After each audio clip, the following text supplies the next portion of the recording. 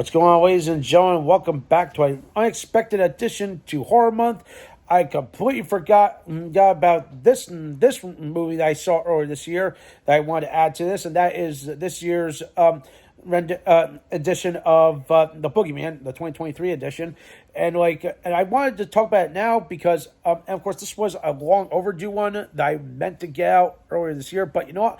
I decided to strike while iron is hot. Also, the movie is still fresh in my mind because it is that scary. In my opinion, it's probably one of the best, scariest movies of the whole year, in my opinion. Of course, that's up for debate. Ours can probably disagree with me, but to me, I feel like this is one of the scariest movies that I've seen because, it definitely stuck to the source material, the Stephen King short, and but how does this compare to the original or any of the other ones? But of course, here's the thing. The original will always be a classic, but of course, even though I haven't seen it, but I remember reading about it. But man, if I had to compare this to that, obviously, I feel like this is probably one of the scariest movies. That definitely set up. Okay, keep the trope going, keep the generation of scares going for the next generation beyond. So yeah, and so take that with a grain of salt. But I will say it definitely did that. My only complaint about this movie, I felt like they beat the bejesus out of all the horror tropes. The false alarms, the trip, the freaking jump scares, the false scares, and all that crazy stuff that makes you just go, oh shit, and just almost gives you a whiplash in a way.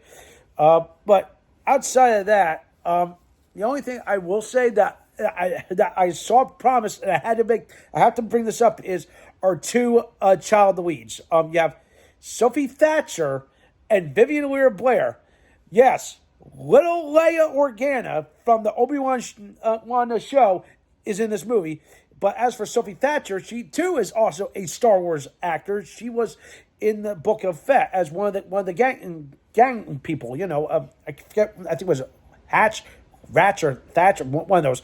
But you get my point. So yeah, there's a Star Wars connection here. It's like, oh my god, now we've seen them in a galaxy far, far away. But how do they translate in a horror say? Well, I felt like they did a good job. It's like I felt like they were good developed, but at the same time, I felt like they were they kind of hit a bit of the cliches that I've seen in a horror movie or any teen or drama or movie that involves children kind of thing. So if that makes sense, it's like they're strong. They have their tropes. You have the older daughter that's kind of being the rebel kind of thing, but she's also scared at the same time. You have the little girl that's strong, but she's definitely scared in the certain situations.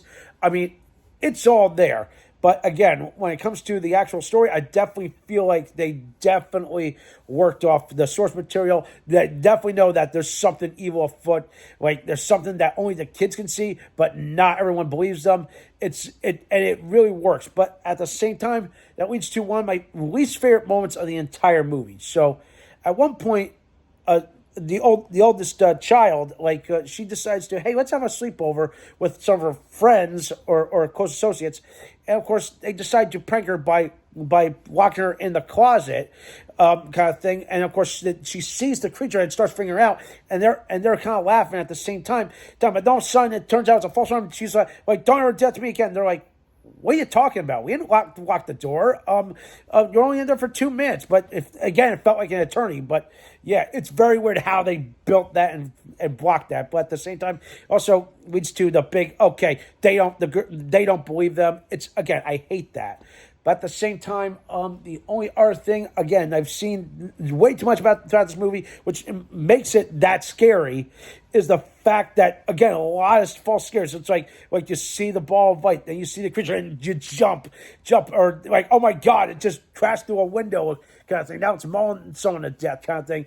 But man, it just hits you in all the right spots.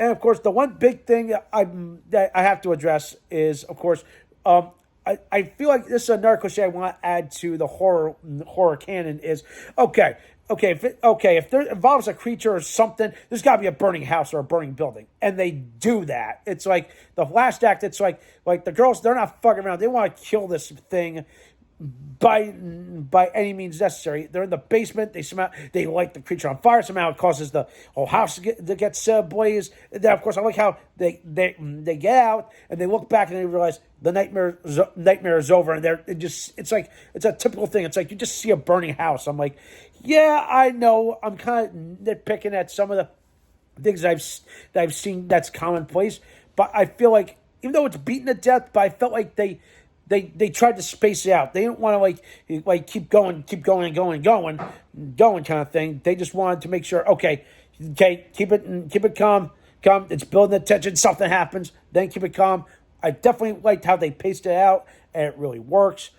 Other than that, this definitely feels like your typical horror movie that you would get something from the Spielberg. I mean, not the Spielberg. You get my meaning, the Stephen King canon, but it's well written, it's well produced.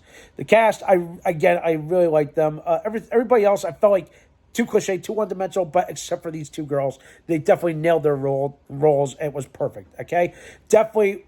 I absolutely say it is one of the scariest movies I have ever seen. Scariest movie of the year. Again, up for debate.